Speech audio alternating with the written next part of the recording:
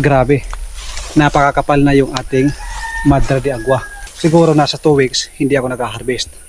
Dahil palaging umuulan, green na green at mabilis yung paglago ng ating Madre de Agua. Yan, eh.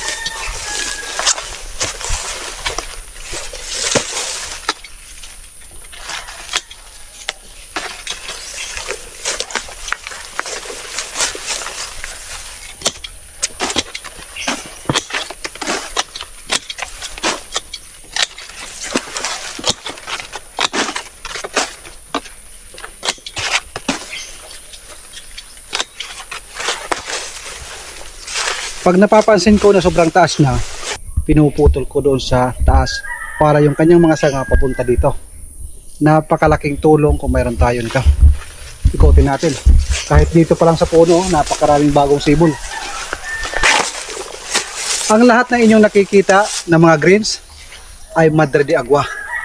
Kung kayo nagplaplanong pumasok sa farming business, sa pag-aalaga ng manok, Peking duck, heritage chicken at maging mga native na baboy, napakalaking tulong ho ito. Ito, ang lalaki.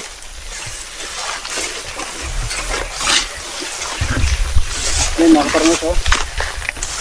Napakaraming malalapad ang dahon. Hanggang doon, hindi ko lang na ipapakita, napakarami tayong tanim. Bawat gilid ho yan ng ating lupain. Ito naman, yung libre natin makukuha sa mga probinsya o sa gubat natin.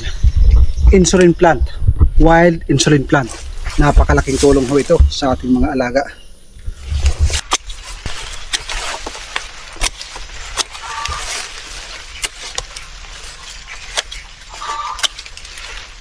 Napaka-importante na mayroon tayong tanim na papaya. Isa rin ito na napakaganda bilang alternative na pagkain sa ating mga alaga. Kung mayroon tayong saging, mayroon din tayong banana blossom. Tinatapon lang ho ito. Napakarami dito sa ating gilid ng ating triangle farmhouse. Loaded na pero kulang pa. Napaka-importante na mayroon tayong tanim na oregano. Hindi lang ito para sa hayop. Napaka-effective din na tambal ng ubo, sipon.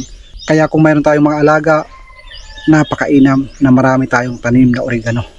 Makakatulong ito para maiwasan ang mga sakit katulad ng sipon, halak sa ating mga alaga.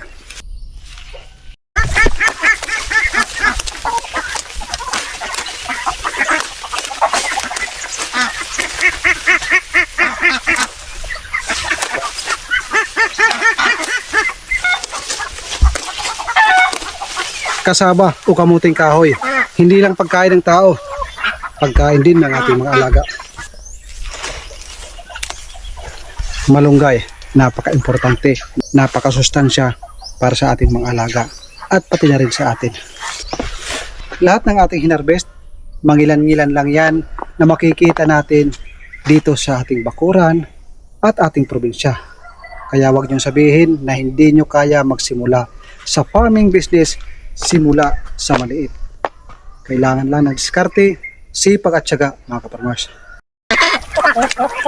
Dahon ng papaya, kahit hindi giniling, kinakain ng ating mga alaga.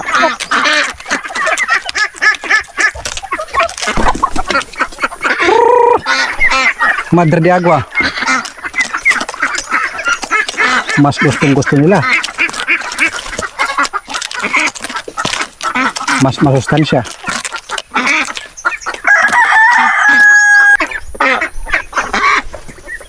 Ito ang insulin plant na makukuha natin sa mga gubat.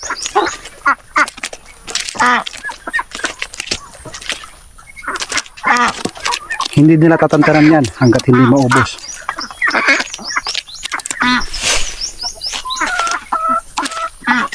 Dahon ng kamuting kahoy. Dahon pa lang kinakain na. Paano pa kaya kung yung laman na?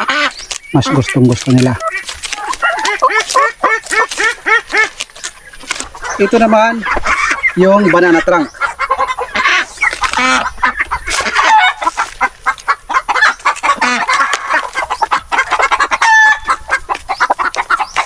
Kita nyo, mga farmers? Hindi pa nga ginigiling yan, nag-aagawan na sila.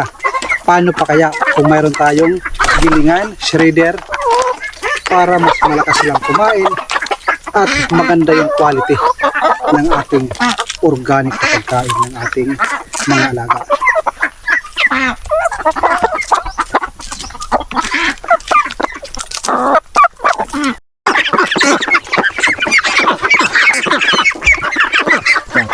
Tulad ng aking sinabi, bago ako mag-for good, bago ako umuwi sa Pilipinas, nagpatanim ako ng napakaraming saba. So ito na, nakakapag-harvest na. So ito na, marami tayong na-harvest araw-araw. Ang aking main purpose nito ay pagkain ng ating mga alaga para makapag-sustain tayo ng pagkain na organic sa ating mga alaga na mayroon tayo dito.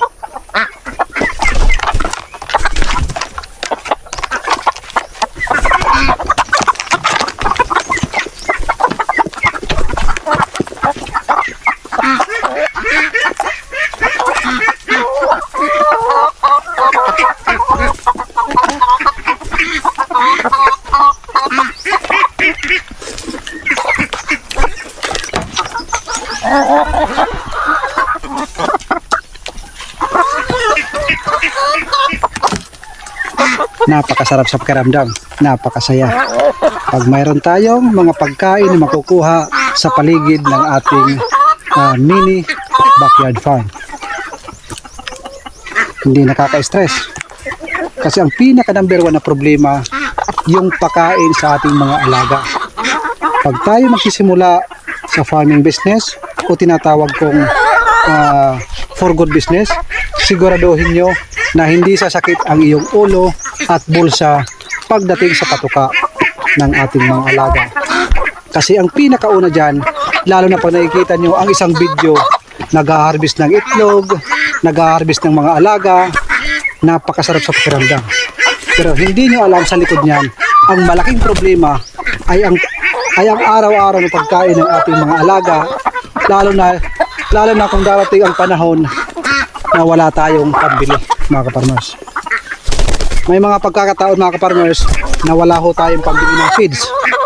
Hindi po lahat ng panahon mayroon tayong pera.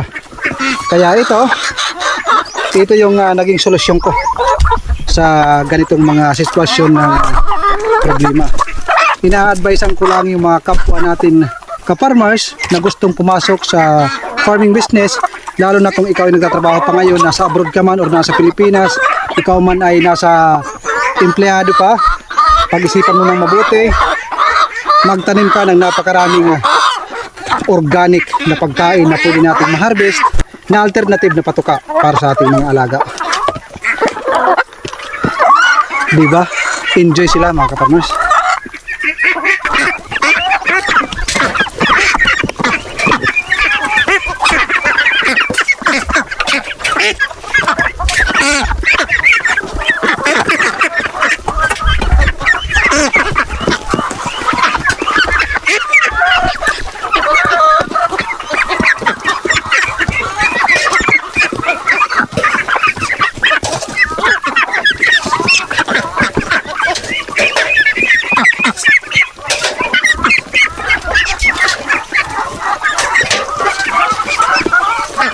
Mga overripe na oh.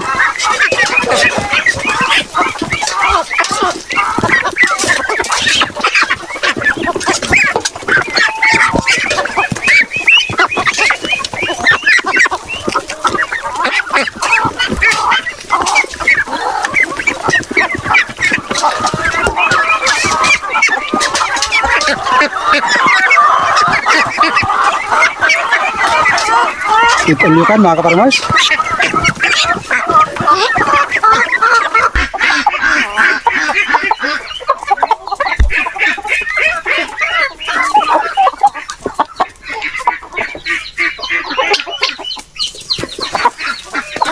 Yan, mga busog ka data mo, nadiri ka pagdao. Abre.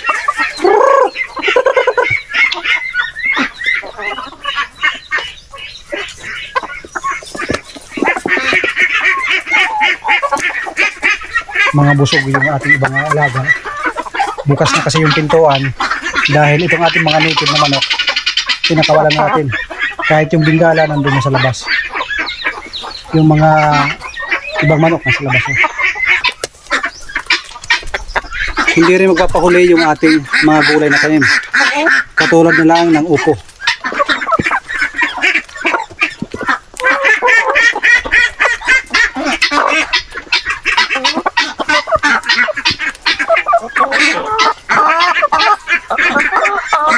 Actually, yung mga customer ko dito mga farmers is yung mga health conscious na nag-order sa atin ng mga brown egg.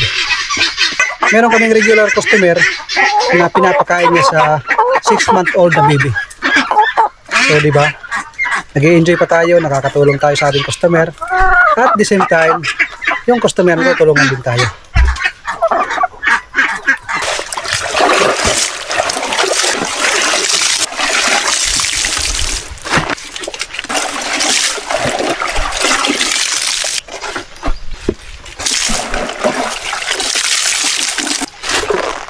Ang ating mga organic na ating pinakita kahit hindi pa giniling, kinakain ng ating mga alaga.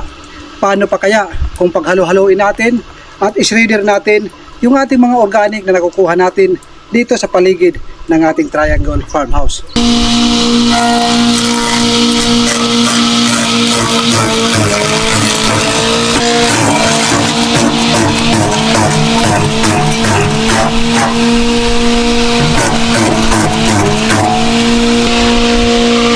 Dahon ang bilang hoy,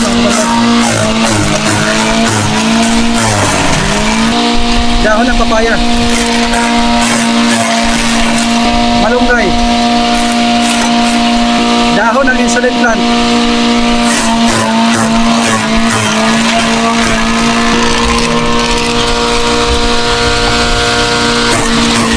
puso ng jowa mo.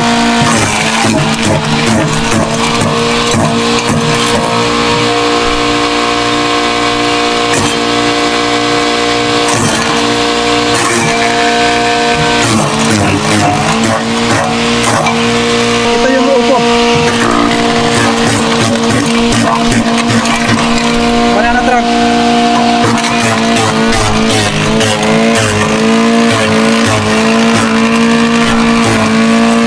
Ito naman yung oregano.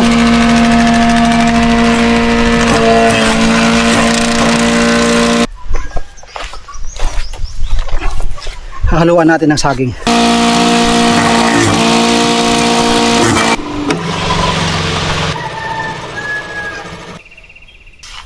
Linisan. Ang aking mga ipinakita sa inyo na ating kinuha ay pakunti-kunti lang yon. Paano pa kaya kung damihan natin? Hindi lang isang planggana, baka 2, 3 or 4. Kung marami kayong alaga, mas sipagan nyo, sigurado 100% makakasurvive tayo sa pagkain sa pangaraw-araw sa ating mga alaga. Unang salang pa lang yon, mas maganda kung 2 salang. Mas pino, mas gaganahan kumain yung ating mga alaga.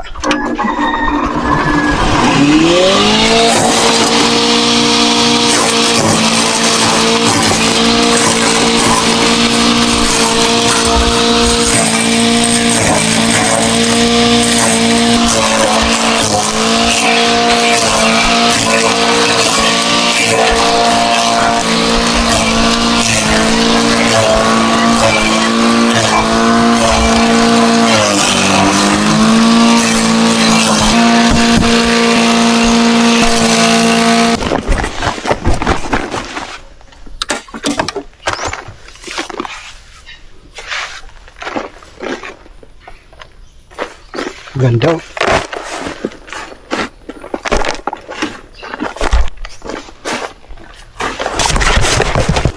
Ito na yung ating giniling na iba't iba na mga organic na pagkain ng ating mga alaga. To see is to believe.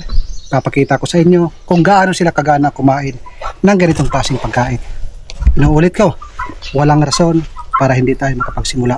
Ang kailangan lang talaga sipag at syaga, kaalaman.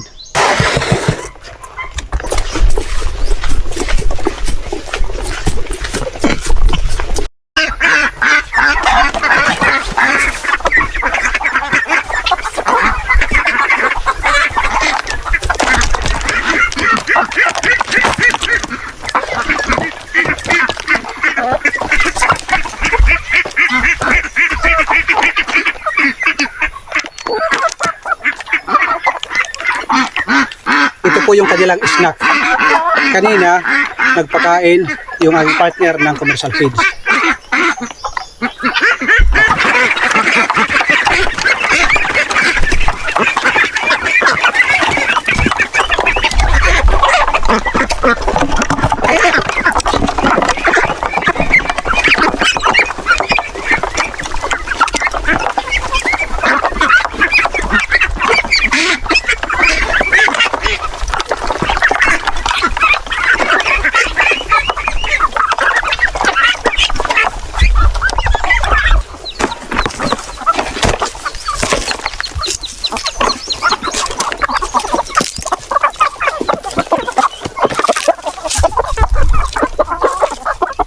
Sa mga nagtatanong, ano nga ba yung mga iba't ibang mga organic na ating binibigay? Mangilan-ngilan lang yun na binibigay natin or na-harvest natin dito sa ating munting farm. Pero sa mga ibang lugar, pag nakakita ako, nag-harvest din ako. Katulad na lang doon sa gilid ng kalsada mga ka-farmers. Napakarami. Ang kailangan lang natin, idea. Bago kayo pumasok sa farming business, kailangan ng kaalaman. Para naman sa ating mga ka-farmers na mayroong kaalaman, idea tungkol sa mga organic na pagkain sa ating mga alaga, ang inyong pag-comment, pagbahagi, pag-share sa comment section ay napakalaking tulong po yan para sa ating mga ka-farmers na nagtatanong at gustong matuto sa pagsisimula sa farming business. So paano mga ka-farmers? This is me, Ka-Farmers Idea. Maraming salamat sa inyong panonood at sa ating mga silent viewer. At shout out na rin. Binabati ko ng magandang araw kay Sir Jam. Sabi niya, good day ka-farmers. Shout out po from New Jersey, USA. Gumaganda na po ang farm nyo. Maybe pag uwi ko, baka pwedeng pumasyal dyan sa farm mo. Why not ka-farmers? All is welcome. Shout out naman kay Tito Glenn. Ka-farmers, good afternoon. Kumusta na ang triangle house mo? Shout out Glenn from Iloilo. Till next time, my friend. Salute po sa inyo. At binabati ko rin na napakagandang araw si Chris Matias Lee. Sabi niya, boss, pa-shout out din ako next video mo. Sir, andito ako sa UAE ngayon. Ingat sa'yo dyan, sir. Mag-ipon ng maraming pera para pag uwi sa Pilipinas, walang sisihan. God bless po sa'yo dyan, ka-farmers. So paano mga ka-farmers? Hanggang dito na lang dahil naliligo na ako sa pawis. Pagkatapos nito, tra-travel naman ako papunta sa ating flower shop, magbibihis sa bahay para mabango ng konti pagdating ng ating mga customer. Gagawa ng mga sample, mga ready bouquet para sa ating flower shop business. So paano mga ka-farmers? Maraming salamat sa inyo at lalo na rin sa ating mga silent viewer na nandyan lang umaaligid. Palagi ko pong pinapaalala sa inyo, kung kayo ay mag-subscribe sa akin, yun po ay tatarawin namin utang na loob. At maraming salamat. Taos puso po kami magpapasalamat. Hanggang dito na lang. God bless po at ingat po kayo lagi.